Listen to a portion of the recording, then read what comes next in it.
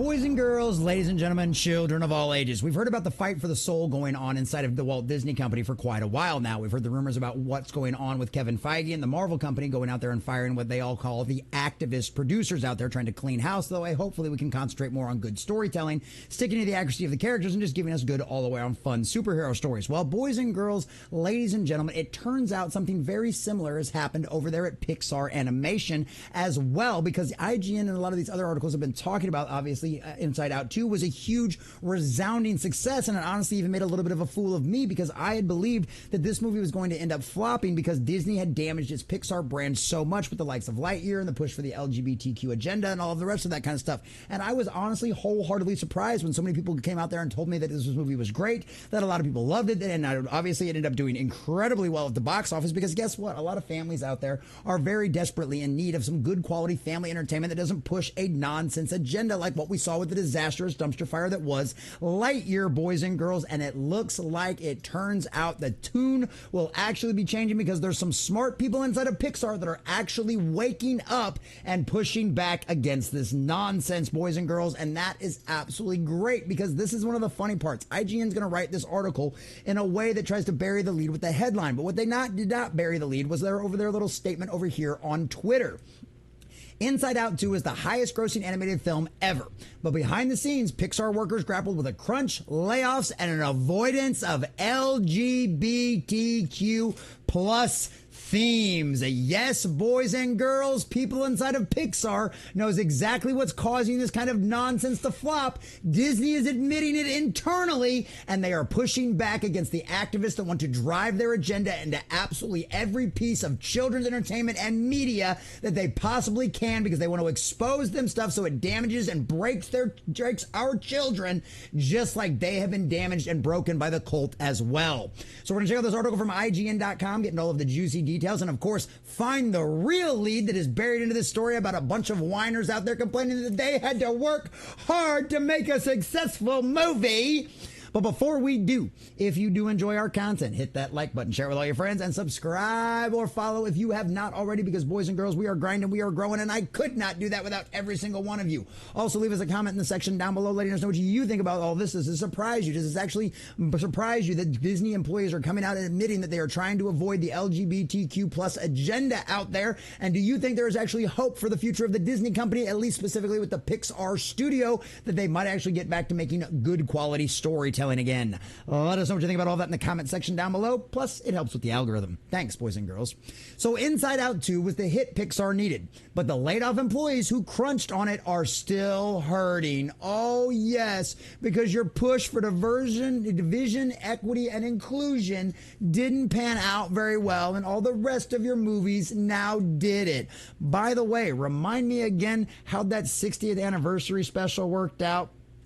10 former Pixar employees talk about the pains of this year's layoffs, the pressure that surrounded Inside Out 2, and a larger cultural concern at the studio. Yes, admitting the fact that there is a larger cultural issue, that yes, the agenda does cause things to fail and families to reject your nonsense because they don't want to have to explain LGBTQI plus alphabet soup mafia nonsense to their children. Can we just let the kids be kids? From the outset, Pixar's narrative is a clear story of redemption. After an undeniably tough few years, battering the COVID-19 theater shutdowns, 2 Hollywood strikes, and a couple of box office disappointments, let's be honest, that's where most of this came from.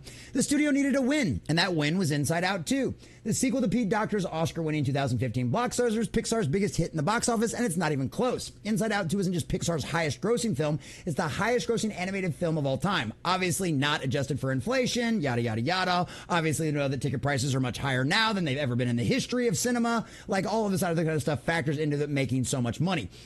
But at the end of the day, what I think really drove this movie home and what made it such a success is obviously Inside Out 2 was really good. But you know what we did not hear about Inside Out 2, unlike what we heard about other movies and other stuff like Lightyear, and then what was the other one that was completely and totally forgettable about all of the different... Oh, Elemental!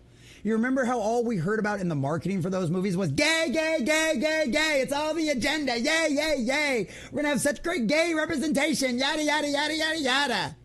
You remember the marketing differences in this movie versus that movie. And guess what? Even Disney recognizes it's a problem. And yes, we were right. The agenda-driven marketing will turn families off from what is supposed to be family-friendly entertainment. Boy, I wondered why those last couple of movies flopped. Well, Disney certainly seems to know. But for many of the workers behind Inside Out 2, its record-shattering success is little more than bittersweet. As reported earlier this year, the studio began layoffs affecting 175 workers, or 14% of its staff. Yes, that's what happens when you decide to go with the agenda over good storytelling. Go woke, go broke after all. And now you lost your jobs and you're whining about it. And not only are the laid-off employees unable to benefit from a bonus for Inside Out 2's success, some of them are also recovering from what several sources describe as an unprecedented crunch surrounding Inside Out 2. Oh, yes, they made you work hard. There's just an incredible amount of people who are like, I can't do this anymore. Oh, you whiny crybabies. 7 days of work. Oh, you poor thing. As a guy who has mostly worked blue-collar industry jobs for most of his life, I literally went for like 35 days working 14 hours a day down at the port without a single day off. Oh, you had to work 7 days a week. Oh, you poor things in a nice little air-conditioned office where all you had to do was work on a computer all day. Oh, my heart bleeds for you, you pussies. So IGN spoke to 10 former Pixar employees for their story under the condition of anonymity. Well, of course, they'd like to actually work in the industry again. They go into detail about the past for the plans of layoffs, the financial struggles those layoffs have left them with, yada, yada, largest crunch in history, yada, yada, yada, yada, yada, yada. I would venture that at least 95% of the people that got laid off are financially screwed right now. Okay, whatever. Outside of a financial strain of it all and them having to work so hard to make a successful movie, sources also paint a picture of a studio that is terrified to rock the boat. And why shouldn't they be? They've had disastrous dumpster fire of flop after flop every time to try to push the agenda or push politics into what should just be escapism and good storytelling that's family friendly for everyone. I wonder why they're terrified to rock the boat. Because guess what? You, the audience, the fans who don't want no part of this agenda and want nothing to do with it, you are winning. And by you not going to see this stuff, by guaranteeing that every single one of these has been a financial flop, you have proven that true. So of course they're terrified. They should be. Because guess what? They don't want to lose their jobs like all of you agenda-driven nonsense people. They are not willing to sacrifice their company and their legacy all on the altar of your cult. Turns out, not everybody inside of Disney is a true believer after all. With some internally pushing to avoid LGBTQ themes, requiring edits to Inside Out 2. Yes, boys and girls, they fully planned on putting all their LGBTQ mafia nonsense inside of this movie. And somebody apparently inside of Disney does indeed still have a brain and forced them to cut it out. Imagine the kind of insanity that we've seen, because they tried doing this with Lightyear. They tried doing this with Elemental, and then they had all this internal backlash from all these true believers of the cult in there that they refused, and they ended up kowtowing to them, and they did not cut the stuff out. And then what happened? When they listened to all of the cultists, it turns out all of us out there were right, screaming at them not to do this kind of stuff, not to interject this kind of stuff into it. It turns out we were right. And someone, a few people, it sounds like, people in positions of power inside the Walt Disney Company do indeed recognize it. And this is what I said it would take. It would take them either going bankrupt and out of business and have to sell these IPs off before we get stories again, or they would face such a financial catastrophe that they would have no choice other than to turn around. And that would tell us whether or not the Walt Disney Company is full of nothing but true believers who are willing to sacrifice it all for the sake of their agenda, or if someone inside of there still believes 2 + 2 = 4. And it turns out, yes, they do. There is hope for the Walt Disney Company after all, ladies and gentlemen. It's a studio, they say, that's overly reliant on Chief Creative Officer Peter Docter, stubbornly set in his ways and setting its remaining team up for more crunch in its future film. Oh yes, shout out to Pete Docter.